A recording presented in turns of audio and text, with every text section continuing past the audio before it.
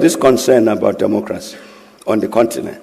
And Senegal stands out on the continent as one of the few countries on the continent which has never had a military coup. Since independence in 1960, there's never been a coup there. Senegal is very, very important on the continent as this great exemplar of democracy. Illustrates very, very firmly, very conclusively that we as Africans know how to manage democratic systems. The question that we must ask, where do we want South Africa to be? Not where do we want the political parties to be. How do we understand the breakaways? Just take the MK party. You can't say,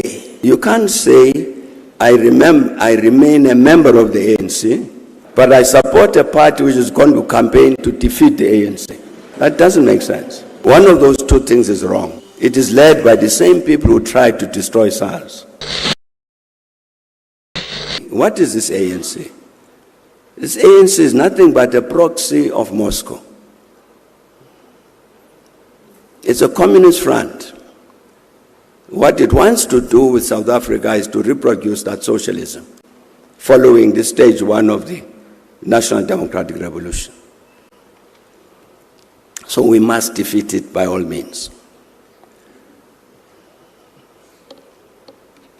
I'm talking about the thinking, the ideology between this counter-revolutionary intervention. So, when we're talking about, therefore, what is to be done? Chancellor said, this ANC breakaways, coalition politics, and all of what do we do about all of that? I'm saying in that context of what's been happening in the country, how do we understand the breakaways? Or just take the MK party. You can't say, I remain a member of the ANC, but I support a party which is going to campaign to defeat the ANC. That doesn't make sense. One of those two things is wrong.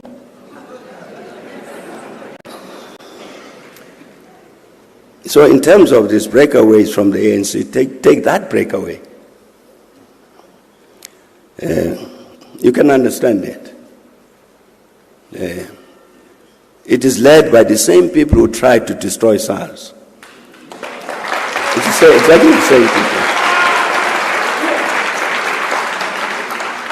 It is exactly the same people. So you can understand who they are. So, I think in terms of our response to all of these challenges about coalitions and so on, the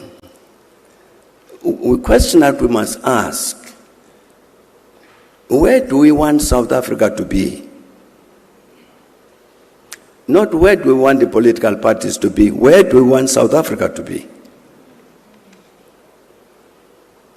In terms of employment, in terms of everything that we talked about, industrialization and so on. That's a challenge we face as South Africans, to grapple with this reality, which has impacted in all elements of national life. You can go through each one of the state corporations. Eskom, Denel, Transnet, what has happened to all of them? And what has happened to all of them is not accidental. It's particular interventions to make sure that this democracy doesn't work.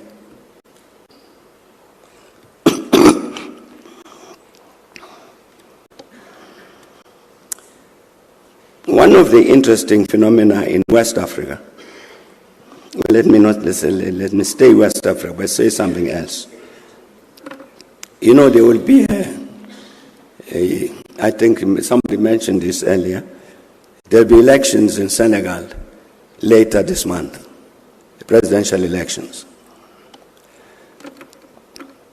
Now, what had happened in Senegal was that over the last 2 years or so,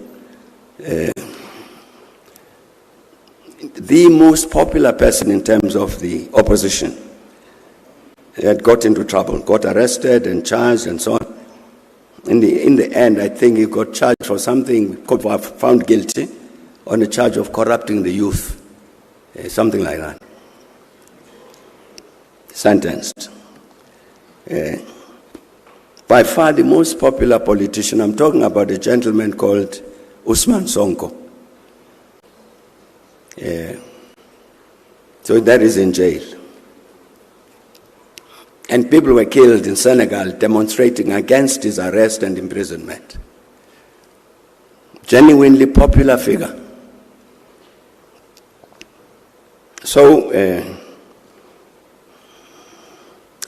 because of this concern about democracy on the continent, and Senegal stands out on the continent as one of the few countries on the continent which has never had a military coup. Since independence in 1960, there's never been a coup there. You'd have elections and then the incumbent parties lose elections and new ones take over. But there was a crisis now because here is the most popular leader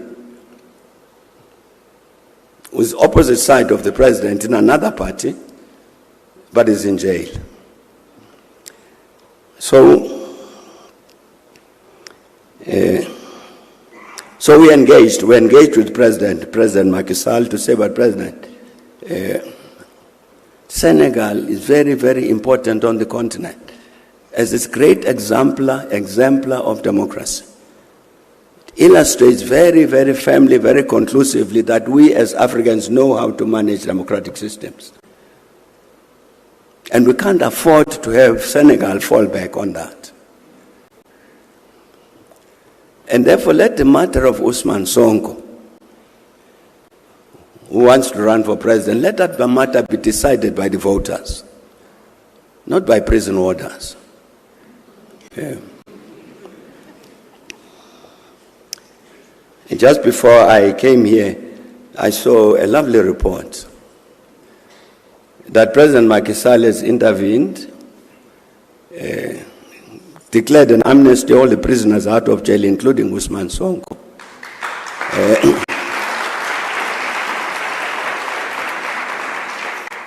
And pardoned various charges, as a result of which Usman Sonko is running for president. That was an excellent intervention made by the president of Senegal.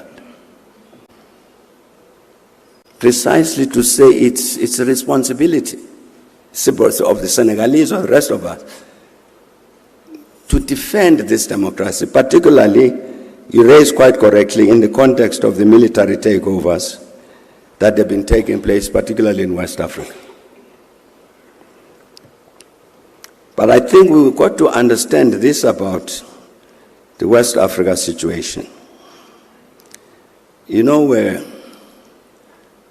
few years back, you remember we had to work with Côte d'Ivoire, the Ivory Coast, Côte d'Ivoire, to help them to get sorted out.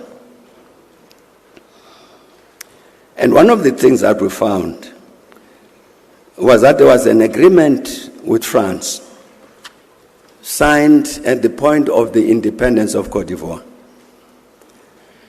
that France would maintain a military barracks in Abidjan, the capital. And the commander of the French troops,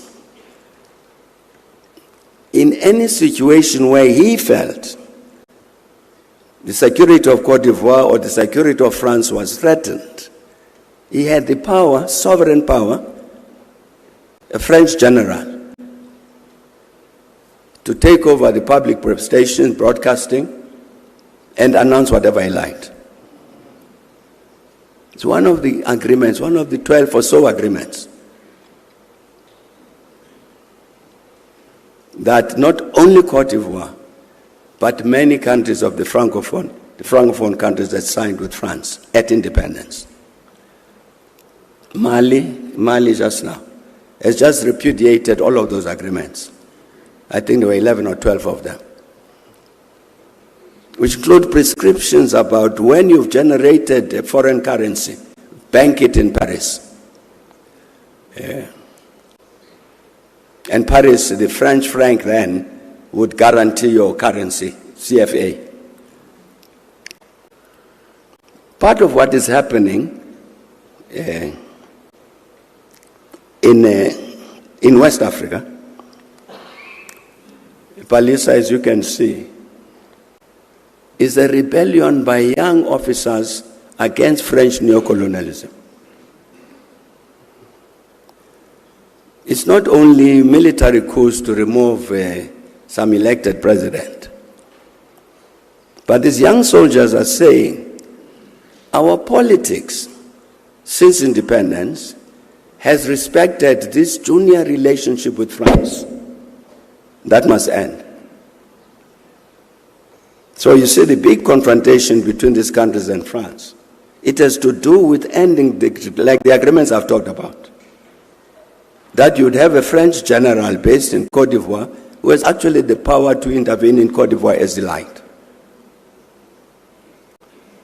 So it's an anti-neocolonial rebellion.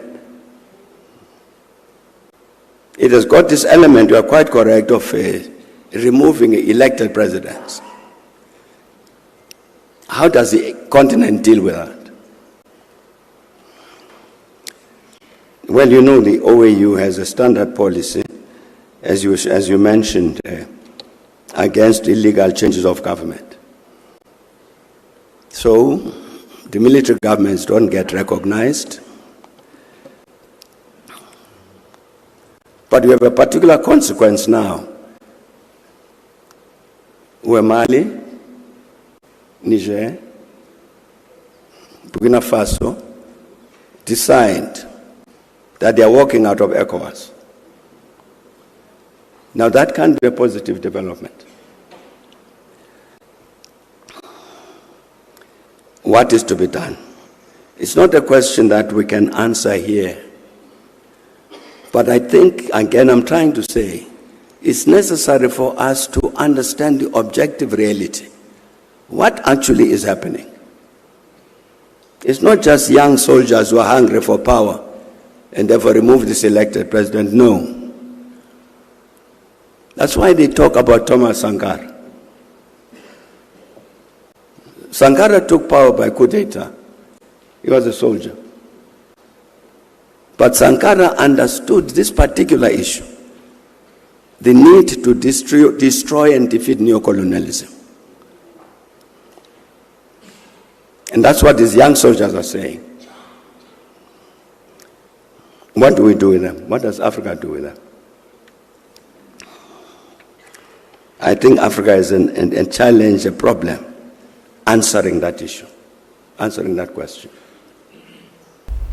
There you have it, guys. Our African leaders are really doing their best to show how much they've envisioned the future, a sustainable future for Africa and its inhabitants. But you know, here in Kwazemi, we also love to hear from the people of Africa and lovers of Africa in the comments. So we encourage you to watch the videos as we post them here on Kwazemi, and do not fail to share your comments in the comments where you express your views, especially as people who love Africa and really wish the best for the future of Africa. So whatever it is you've heard and whatever it is you have a feeling about the speech you've just heard, please make sure to put it down in the comments. Thank you for watching, guys. I really hope you enjoyed this video.